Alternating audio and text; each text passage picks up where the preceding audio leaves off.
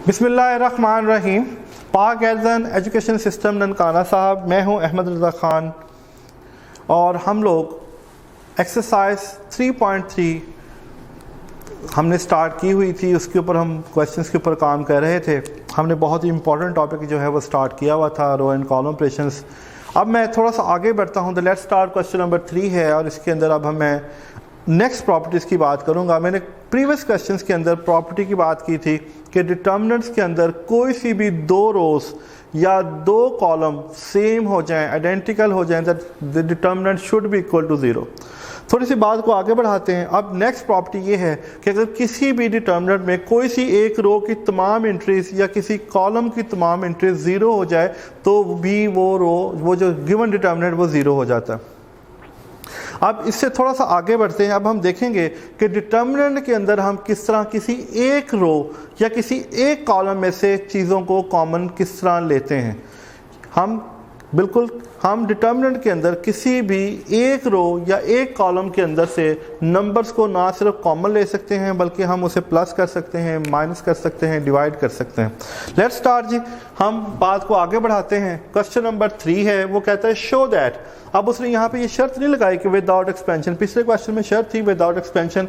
अब वो कहता है साबित करो जो आपके पास गिवन डिटर्मिनेंट है वो इसके बराबर है। वो क्या है? वो इसके बराबर। मुझे ये डिटर्मिनेंट इसके बराबर प्रूव करना है। अब देखें मेरे सामने जब ये सवाल आया तो मुझे नज़र आ रहा है कि देखें एक तो इसके अंदर बाहर मल्टीपल ऑफ 9 है और अंदर जो है वो कोई ना कोई हमारे पास इसकी एलिमेंट्स हैं, इसकी एंट्रीज़ हैं और इसके अंदर कोई ना कोई जो है वो जो भी नंबर्स हैं वो अलग इशूज़ हैं। तो सबसे इम्पॉर्टेंट चीज़ जो है वो ये है कि मुझे बाहर 9 बनाना है। जैसे ही मैं बाहर 9 बनाऊंगा तो मैं देखूंगा कि मेरे पास अंदर कोई ना कोई जो है उसके मामलात हो जाएंगे। ये इसका जो सॉल्यूशन है, स्टार्ट करते हैं। This is 2 3 0, this is 3 9 6, this is 2 15 1। ये मेरे पास एक डिटर्मिनेंट। अब इस डिटर्मिनेंट को देखते हुए पहली बात जो मेरे ज़हन में आ रही है वो ये आ रही है, देखें अगर मैं यहाँ से इस रो से, इस रो 2 से, this is R2, this is R2, ये मेरे पास जो है रो 2 है।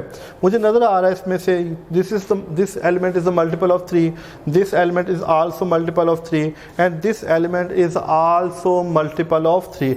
यानी ये तीनों एलिमेंट्स जो हैं वो मल्टीपल 3 हैं। तो यहाँ से मैं क्या करूँगा, देखें दिस इज़ टेकिंग कॉमन 3, कहाँ से? फ्रॉम, कहाँ से? R2 से।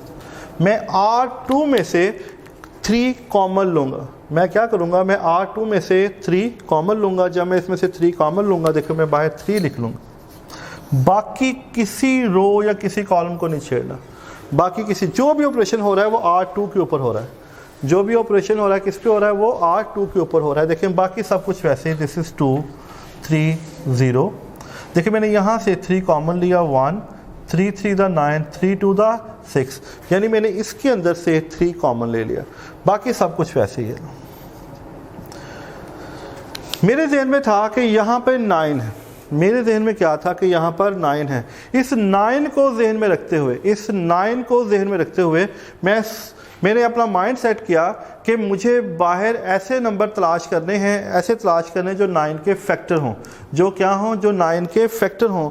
यानी कि उन नंबर्स को मल्टीप्लाई करने के बाद या सॉल्व करने के बाद मेरे पास आंसर 9 है। अब देखिए यहाँ पे 3 आ गया। अब यहाँ पे क्या आ गया मेरे पास? 3। अब मैं 3 को किस नंबर से मल्टीप्लाई करूँगा कि 9 अगेन? एब्सोल्युटली मुझे 3 अगेन चाहिए।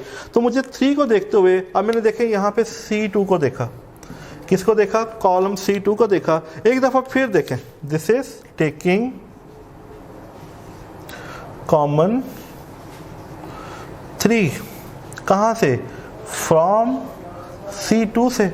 मैं कॉलम 2 से भी 3 कॉमन लिए। 3 पहले जब इसमें से कॉमन लूँगा, दिस इज 3 × 3 और चेंज किस में आएगी? C2 में, इसलिए मैंने इसको जो है वो ज़्यादा हाईलाइट किया। देखिए 1 1, दिस इज़ 5, ये 0 2 1। इन द नेक्स्ट स्टेप 3 3 से मल्टीप्लाई कितना आ जाएगा? 9। अब 9 आने के बाद जो मेरे पास बाकी बचा 2 1 0 1 1 2 और ये आ गया दिस इज़ 2 5 1। देखिए जब मैंने बाहर 9 बनाया, जो अंदर चीज़ बनी जो मेरे पास अंदर रिजल्ट जो है वो क्रिएट हुआ, वो रिजल्ट वही है जो मल्टीपल ऑफ 9 के साथ ऑलरेडी मौजूद है। तो इसका मतलब हुआ कि जैसे ही मैंने बाहर 9 मुकम्मल किया, जो इनसाइड डिटर्मिनेंट था उसका आंसर वही बना जो मैं प्रूव करना चाहता था, तो it's mean that should be equal to this one, left hand side is equal to right hand side. तो यहाँ पे बेशक आप चाहें तो ऐसे लिख लें, left hand side this is right hand side. हमने सोल्यूशन किया लेफ्ट हैंड साइड का, सॉल्व करने के बाद हम कहाँ तक पहुँचे, हम पहुँच गए राइट हैंड साइड तक। इसका मतलब है left hand side is equal to right hand side. तो हमने प्रूव कर दिया कि ये जो हम प्रूव करना चाहते थे वो चीज़ उसके बराबर। तो थोड़ा सा आगे बढ़ते हैं। देखिए यहाँ पे हमने ये चीज़ सीखी कि हम किसी भी डिटर्मिनेंट के किसी एक रो के अंदर से किसी भी नंबर को कॉमन ले सकते हैं। इसी तरह हम किसी भी कॉलम के अंदर से भी किसी भी नंबर को कॉमन ले सकते हैं। जिस तरह देखो मैंने यहाँ से इस रो में से 3 कॉमन लिया, इसी तरह मैंने यहाँ से इस कॉलम के अंदर से भी नंबर को कॉमन लिया। तो हम थोड़ा सा इसके ऊपर काम करें तो इस तरह हम बड़े आराम से जो है चीज़ों को आगे लेके बढ़ सकते हैं। अब नेक्स्ट हमारे पास इसका तीसरा क्वेश्चन है, question number 3 is the part 3। वो कहता है ये स्टेटमेंट हमारे सामने गिवन है और साबित करें ये इसके बराबर, यानी इसको हमने सॉल्व करके इसके बराबर प्रूव करना है, शो करना है। शो दैट वो कहता है कि जो हमारे पास गिवन स्टेटमेंट है इसको सॉल्व करके इसके बराबर जो है इसको शो करो। अब जो हमारे सामने देखें सवाल आ रहा है, इस सवाल को देखते हुए अब हमें फैसला करना है कि हमें क्या करना है। अब देखें जो इसके राइट साइड के ऊपर है वहाँ पे लिखा हुआ है 3a plus L into of L square. यहाँ पे लिखा हुआ है 3a plus L into of L square, यानी मुझे ये प्रूव करना है। जब तक आपको इन सवालात के अंदर अपनी डायरेक्शन का नहीं पता कि हमने क्या करना है, आप सवाल नहीं सॉल्व कर सकते। अब देखें पहली चीज़ जो मुझे नज़र आ रही है वो ये है कि मुझे किसी तरह यहाँ पे 3a प्लस एल बनाना है। क्या बनाना है? 3a प्लस एल बनाते हैं जी।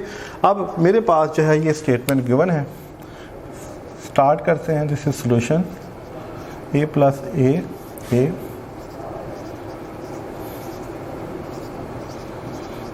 जी। मैंने स्टेटमेंट को दोबारा लिख लिया। देखिए मुझे नज़र आ रहा है कि अगर मैं R1 के अंदर R2 और R3 को जमा कर लूँ तो देखिए मेरे पास a 3a बनता है। मसलन जो मैं बात कह रहा हूँ वो ये कह रहा हूँ, देखें मेरे पास है a प्लस एल a। अब मैं इसमें जमा करूँगा इन दोनों को। पहले मैं R2 प्लस R3 जमा करूँगा। देखिए जब इनको जमा करूँगा तो पहले मेरे पास है R2 प्लस R3। R2 क्या है मेरे पास? a plus L a plus L. देखिए जब मैं इसको जमा करूँगा a प्लस a 2a, यह आ जाएगा 2a प्लस एल, यह आ जाएगा 2a प्लस एल। अब इसके अंदर मैं किस में जमा करूँगा? R1 के अंदर, तो यह आ जाएगा 2a, this is 2a plus L. यह आ जाएगा मेरे पास अगेन 2a प्लस एल। अब जब मैं इसको जमा करूँगा 2 और 1 3a plus L, this is 3a plus L, this is 3a plus L. यानी जब मैं इनको जमा करूँगा, ये ऑपरेशन परफॉर्म करूँगा, तो मेरे पास जो इसके रो 1 बनेगी, क्योंकि जो पहले हमारे पास आ रही है वो आ रही है R1। क्या आ रही है? R1। यानी जो मैं इन दोनों को इसमें जमा करूँगा तो मेरे पास आंसर क्या आएगा? दिस इज ये वाला, ये वही है जो मैं बनाना चाह रहा था। This is 3a plus L. ये मेरा बेटा मैंने आपको समझाने के लिए किया सारा, ताकि आप इसको अच्छी तरह देखो और जब आप काम करो तो आपको इस बात की समझ आए। देखिए जब मैं इसमें जमा करूँगा तो तीनों को ये आएगा 3a प्लस एल, इसमें जमा करूँगा तो ये आएगा 3a प्लस एल, इसमें जमा करूँगा तो ये भी 3a प्लस। बाकी सब कुछ एज इट इज़, बाकी किसी भी रो या किसी भी कॉलम को मैंने नहीं छेड़ा। ये हमारे पास जो है यहाँ तक इसका आंसर आ गया। अब देखें जिस तरह मैं अभी बात कर रहा था कि मैं डिटर्मिनेंट के अंदर किसी भी एक रो या किसी भी एक कॉलम के अंदर से किसी भी चीज़ को कॉमन ले सकता हूँ, प्लस कर सकता हूँ, माइनस कर सकता हूँ। देखें यहाँ पर पहुँचने के बाद टेकिंग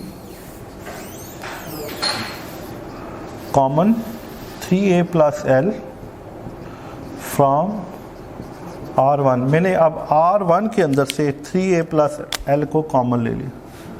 क्या किया, मैंने R1 में से 3a प्लस l को कॉमन ले लिया, तो मेरे पास ये आ गया 3a प्लस l, और जो यहाँ बचा देखें 1, यहाँ बचेगा 1, यहाँ बचेगा 1, बाकी एज इट इज़।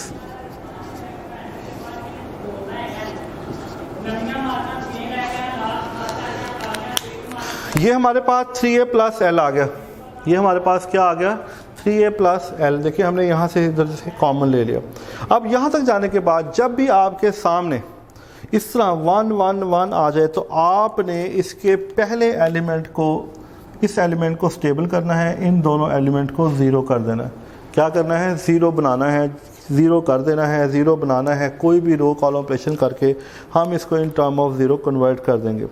अब ये ज़ीरो कैसे हो सकता है, देखें ये ज़ीरो होगा, ये ज़ीरो कैसे होगा, ये है 3a प्लस l।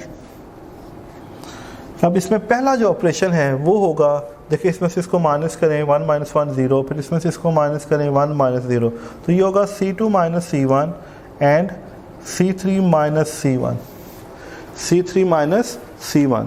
यानी मैंने 1 को ही दोनों के साथ ऑपरेट कर लिया। अब मेरा पहला ऑपरेशन जो है वो ये है कि मैं कॉलम 2 में से कॉलम 1 को माइनस करूँगा। देखिए कॉलम 2 क्या है, c2 माइनस c1 कर रहा हूँ, ये ऑपरेशन है, ये मैं आपको साइड पे ज़रा समझाने की कोशिश कर रहा हूँ। देखिए c2 मेरे पास क्या है 1 a प्लस l, और a माइनस किसको करना है, माइनस करना है इसको।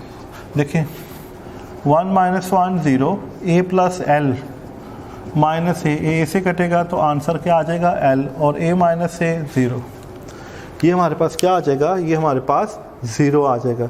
यानी जो मेरे पास c2 जो कॉलम बनेगा वो क्या बनेगा, देखें ये इसी तरह इस रू से जो c2 की चेंज आएगी वो आएगी 1 minus 1 0, 1 minus 1 0, a plus l minus से l, और a माइनस से 0। इसलिए मैंने इस साइड पे कॉलम को परफॉर्म कर दिया। अब जो दूसरा मेरे पास ऑपरेशन है वो है c3 माइनस c1। मेरे पास क्या है, this is c3 minus c1। अब c3 मेरे पास क्या है 1a प्लस l, और c1 हमारे पास क्या है, this is 1a and a। अब मैं इसमें से माइनस करना चाहता हूँ, 1 माइनस 1 0, a माइनस a 0। जब इसमें से हम करेंगे तो एक दफ़ा फिर यहाँ पर l आ जाएगा, तो ये आएगा हमारे पास 0 0 l। यानी हमने इसको ऑपरेट करके जो मेरे पास मौजूदा जो है डिटर्मिनेंट वो इस शक्ल में आ जाएगा। ये मैं सारा समझाने के लिए कर रहा हूँ, ये रफ वर्क है, इसको आपने क्वेश्चन का हिस्सा नहीं बनाना। ये जो भी काम करना है साइड पे करना है। यानी अब हम यहाँ तक पहुँच चुके हैं, कहाँ तक पहुँच चुके हैं, यहाँ तक। This is 3a plus l बाहर है, और अंदर हमारे पास बचा this is 1 0 0, this is a l 0, this is a 0 l। अच्छा, अब ये सवाल राइज होता है कि मैंने ऐसा क्यों किया, मैंने पहले एलिमेंट के अलावा जो बाकी एलिमेंट्स थे उनको 0 0 क्यों किया। इस तरह करने से हमारे पास जो डिटर्मिनेंट है वो एक सिंपलेस्ट फॉर्म में आ जाता है। किस में आ जाता है, हमारे पास ये जो है ये एक सिंपलेस्ट फॉर्म में आ जाता है। जब भी हमारे पास डिटर्मिनेंट एक सिंपलेस्ट फॉर्म में आएगा तो हमें इसको एक्सपेंड करना और इसको सॉल्व करना बहुत आसान हो जाता है। क्या होता है, हमारे पास जो भी डिटर्मिनेंट आता है सिंप्लीफाई होके, अब देखें वेरी सिंपली जब मैं इसे एक्सपेंड करूंगा, this is expanding bye r1। जब मैं इसे r1 के लिहाज से एक्सपेंड करूंगा, अब देखें ये 3a plus l as it is. पहला एलिमेंट क्या है हमारे पास 1। अब इस 1 के लिहाज से मैं इस कॉलम, इस रो और इस कॉलम को छोड़ूंगा तो मेरे पास क्या बचेगा, दिस इज l 0 0 l, आगे 0 0, क्योंकि अब अगली सारी एलिमेंट जो इसके हैं वो 0 0 हैं। जब भी मैं उसको एक्सपेंड करूंगा, उससे एक्सपेंड करने से क्या होगा, कुछ भी हो, क्योंकि इसका मल्टीपल ही 0 है तो सारी की सारी एंट्रीज 0 हो जाएंगी।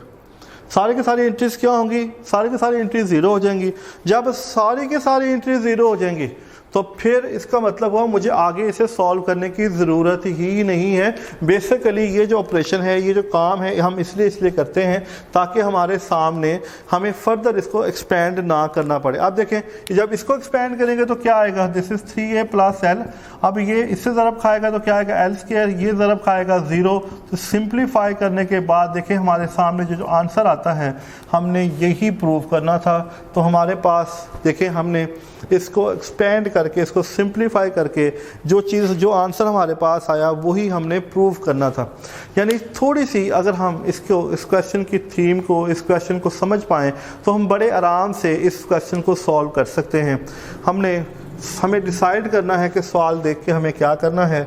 मुझे पहले क्योंकि उसकी स्टेटमेंट 3a प्लस एल थी, मैंने वहाँ पे उसको ऐड किया। देखो मुझे नज़र आ रहा था 1 2 3 this is 3a plus L, इसी तरह 1 2 3 this is 3a plus L, 1 2 3 this is 3। फिर उसमें से कॉमन लिया, यहाँ पे 1 1 बन गया। जब भी यहाँ पे 1 1 बन जाए, ये रो के अंदर है, इस तरह कॉलम में बन जाए, तो मैं पहले एलिमेंट के अलावा जो बाकी एलिमेंट्स हैं उनको ज़ीरो, जब आप उसको ज़ीरो करोगे तो ऑटोमेटिकली जो अगला स्टेप है वो जो आप प्रूव करना चाह रहे हो वो प्रूव हो जाएगा। तो मेरा बेटा आपको इसके अंदर प्रॉब्लम नहीं होगी। तो यहाँ तक ये बात थी, इसको हमने देखा। इंशाअल्लाह ताला नेक्स्ट लेक्चर में देखेंगे कि हम आगे इसको और किस तरह लेके चलते हैं। जब तक के लिए इजाज़त दें, इसको अच्छी तरह से देखिएगा, इसको अच्छी तरह से समझिएगा। मेरा बेटा थोड़ी सी एफ़र्ट, थोड़ी सी मेहनत के साथ आप बहुत सारा काम कर सकते हैं। ये इतना मुश्किल काम नहीं है, सिर्फ़ आपको एक दफ़ा इसको अंडरस्टैंड करने, इसके थीम को समझने की ज़रूरत है। नेक्स्ट लेक्चर तक के लिए इजाज़त दें। अल्लाह ताला आपको अपने हिफ्ज़-ओ-अमान में रखे। अल्लाह हाफ़िज़।